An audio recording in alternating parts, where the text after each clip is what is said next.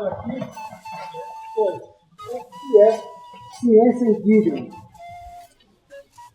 Bom, eu estava falando que o próprio termo ciência é um termo ocidental. Ciência é um modelo de conhecimento inventado pelo povo ocidental. Por ser ciência, ela tem seu método próprio, que tem seu objeto de estudo e seu modo de produzir conhecimento. Esse é o resumo, em poucas palavras, ciência é isso. E agora, o que é ciência indígena?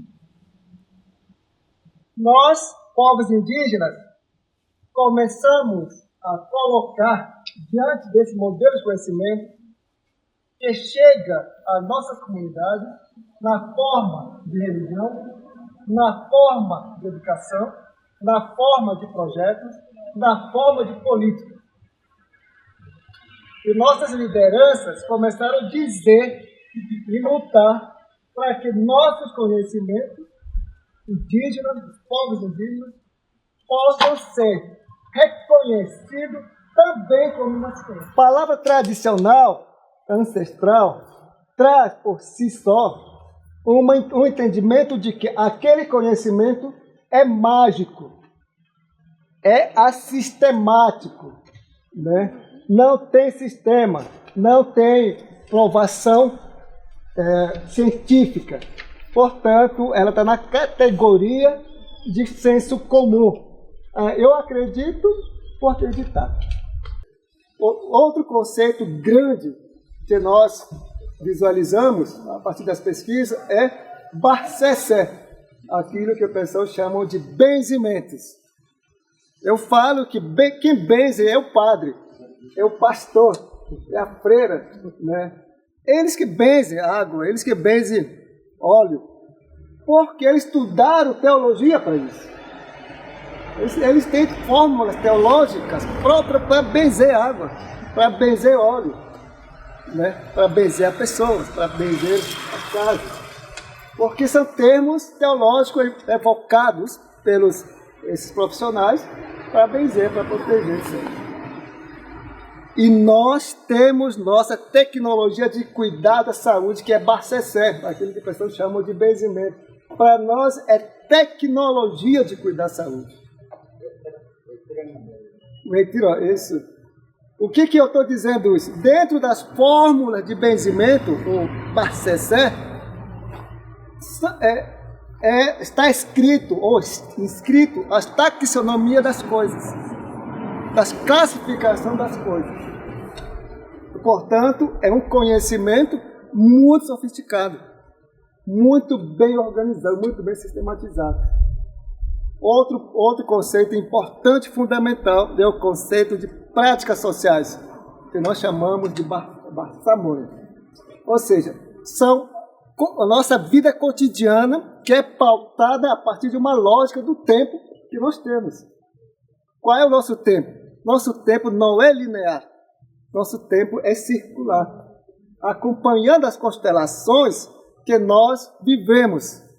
Vivemos em quê? Fazemos nossas festas, fazemos nossos roçados, fazemos nossa formação de novos especialistas. Existe um conjunto de práticas sociais que está envolvido a partir disso, né? Então, quando a gente pensa o nosso conhecimento, nós estamos falando desse conjunto, né, que estão entrelaçadas, que é difícil de entender para as pessoas que não estão acostumadas com isso, né? Esse é o ponto de partida para entender o que é ciência indígena, como é organizado o sistema de conhecimentos indígenas. É o ponto de partida só. O que eu preciso ter em mente e o que eu preciso fazer para me tornar um benzedor? O branco pode ser pajé? Pergunta. Pode. A mulher pode ser pajé? Pode. Pode, todo mundo pode. Então, eu vou falar a partir da nossa realidade, das nossas regras, né? Do Alto Rio Negro. A questão para nós, para ser bom especialista, o pessoal chama mais como pajé, tem que cuidar primeiro do corpo. É o corpo que tem que ser primeiro cuidado, né? Como se cuida o corpo? Primeiro, limpeza estomacal toda 4 horas da manhã, todo dia. 4 horas da manhã você tem que descer para limpar, porque tem um cipó, né, parente?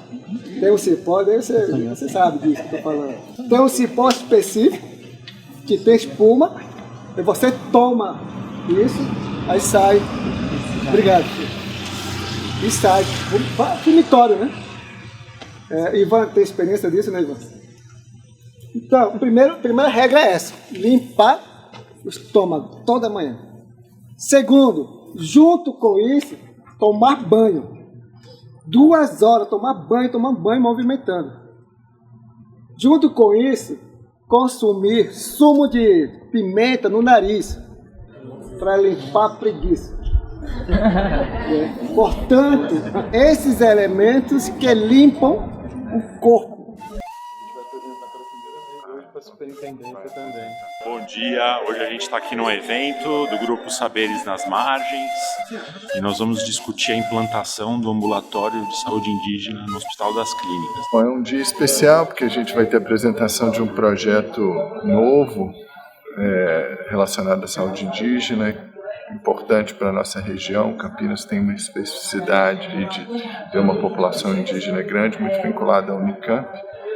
E os nossos colegas aqui do Departamento de Saúde Coletiva e de outras áreas tiveram uma ideia de um projeto bem interessante. Esse projeto chamou a atenção do Ministério e hoje a gente vai falar disso. Hoje, pessoas indígenas importantes, como o nosso doutor querido aqui, João Paulo Barreto, é protagonista deste evento, juntamente com os acadêmicos indígenas da Unicamp, que fazem parte desse projeto.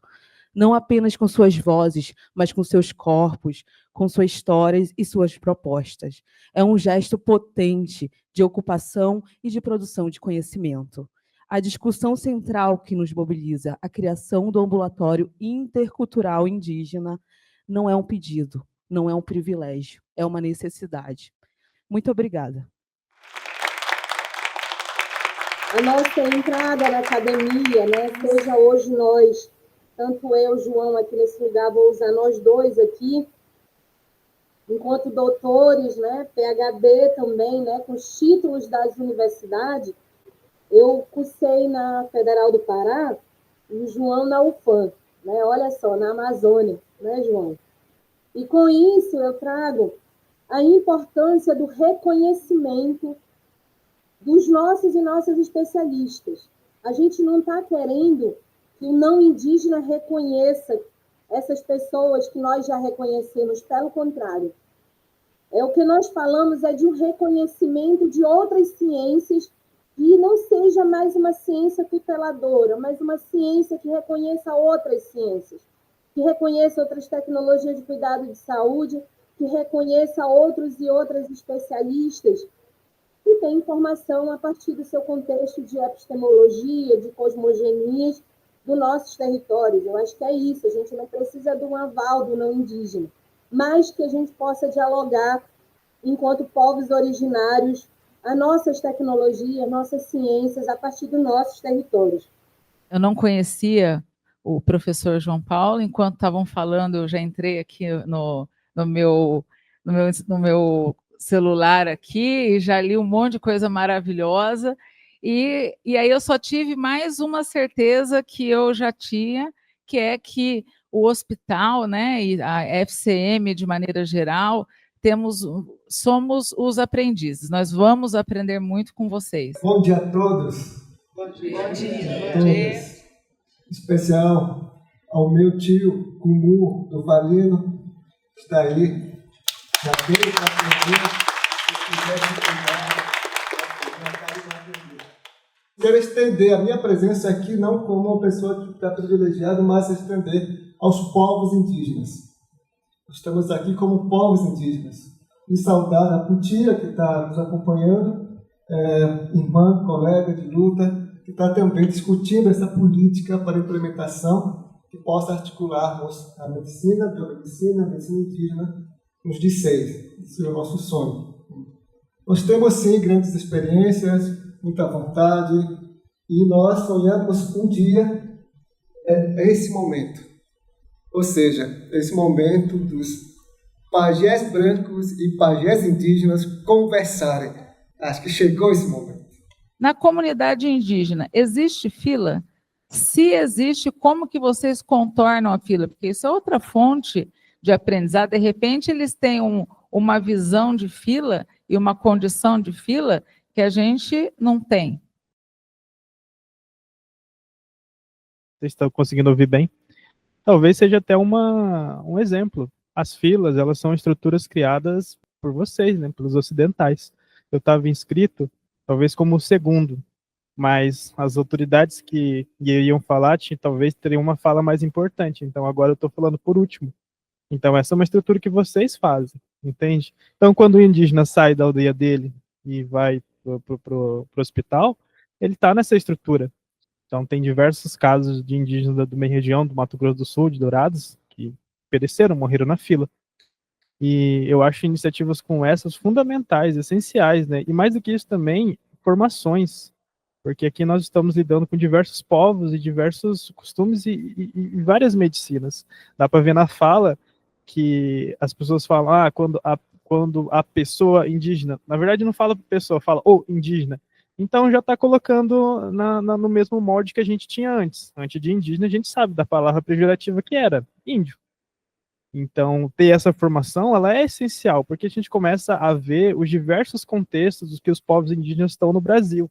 Particularmente na minha região, a saúde da qual o Estado presta é brutalmente desestruturada. A gente é desestruturado, então vocês vão ver nas mídias sociais diversos casos de emergência, que é a Tiguaçu, que é o nosso órgão indígena que representa, que está pedido de socorro internacional, porque às vezes o governo não consegue prestar essa assistência. 2 semanas atrás, uma criança morreu no hospital que presta assistência para a gente da minha aldeia.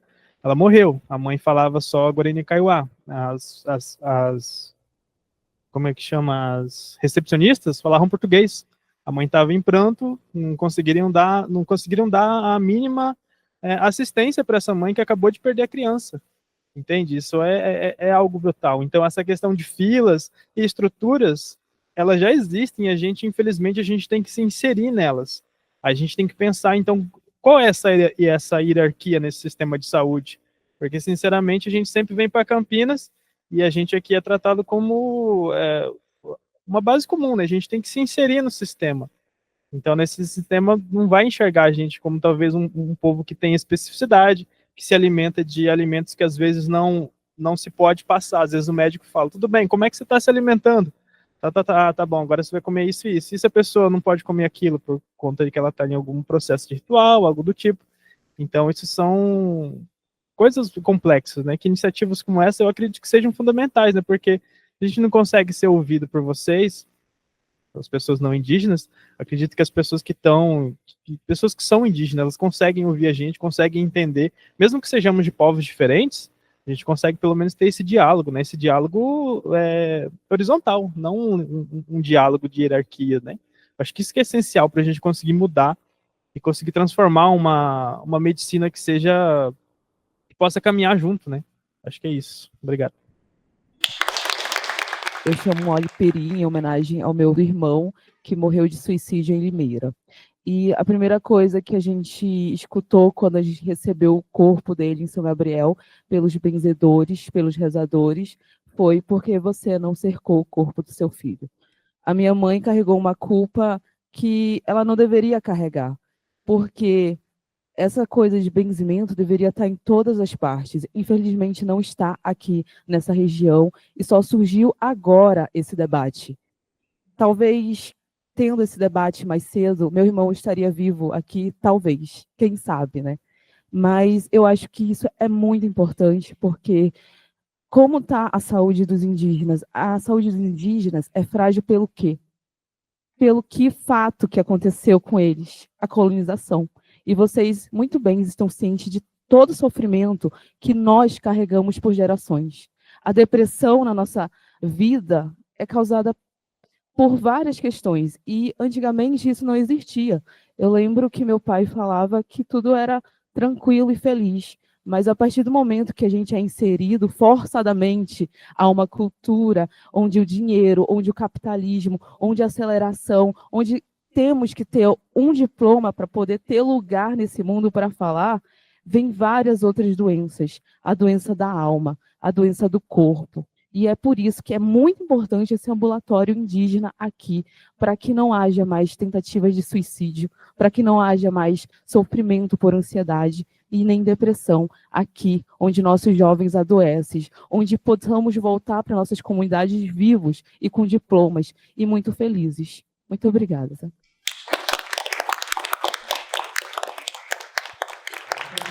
Dizer uma representatividade de um projeto que tem muita assinatura dos indígenas dessa faculdade, e muitos estão aqui. Mas por que eu estou dizendo isso? Eu acho que o debate que tem aí, além dos indígenas, acho que o João Paulo trouxe várias falas que antecederam, é algo que os alunos da graduação pode ter uma grande possibilidade de abrir coisas que eu, como aluno de medicina, não tive, né? E acho que isso vale para as residências, vale prestar atenção.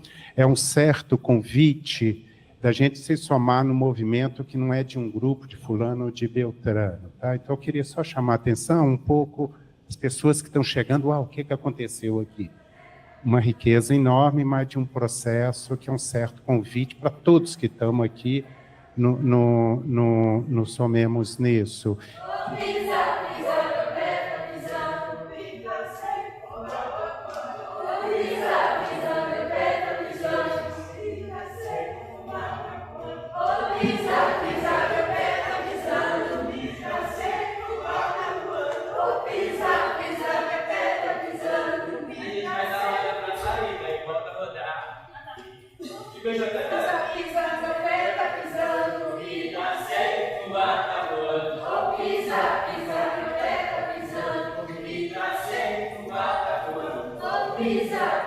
Agora a gente dá uma parada. Imagina se você na sua frente, como que essa pessoa ia reagir a essa situação agora? Como é que você, de 4 anos atrás, 3, 2, ia reagir às coisas que acontecem com você agora? Como é que ela ia reagir se ela estivesse nessa peça, se ela estivesse vivendo essa peça?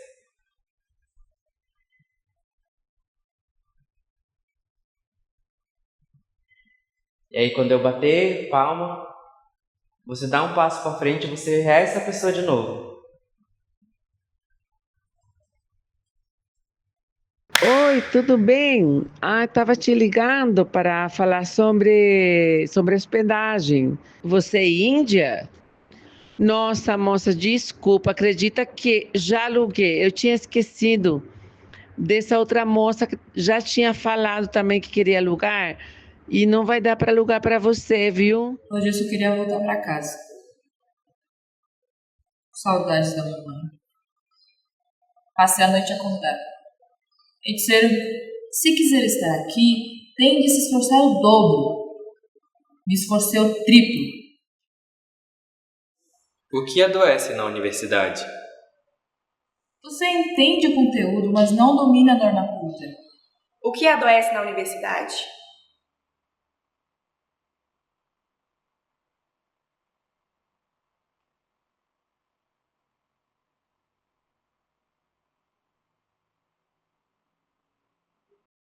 O que adoece na universidade?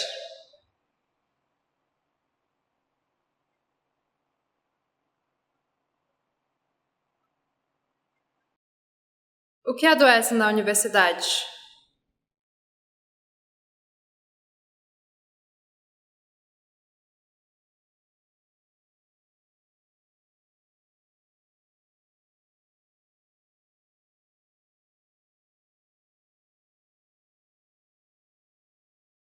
O que adoece na universidade?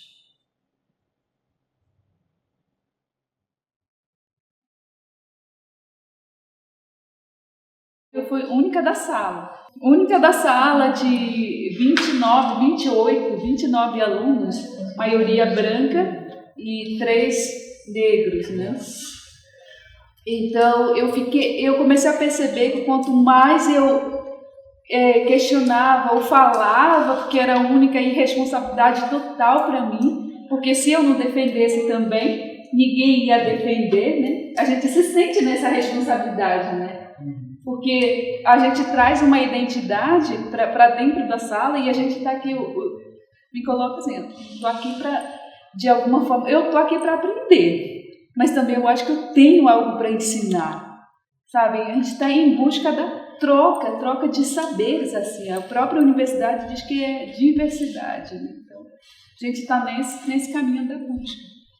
Então, nessa cobrança que a gente se faz, de alguma forma, por mais que eu não seja representante, não é militante, de alguma forma, a gente se cobra. Eu estou aqui representando o meu povo, eu estou aqui representando os povos indígenas do Brasil, que nesse 1.500 anos vem sofrendo muito, e eu me sinto nesse lugar de alguma forma contribuir nessa luta do movimento indígena. Eu acho que isso vem lá de dentro, assim.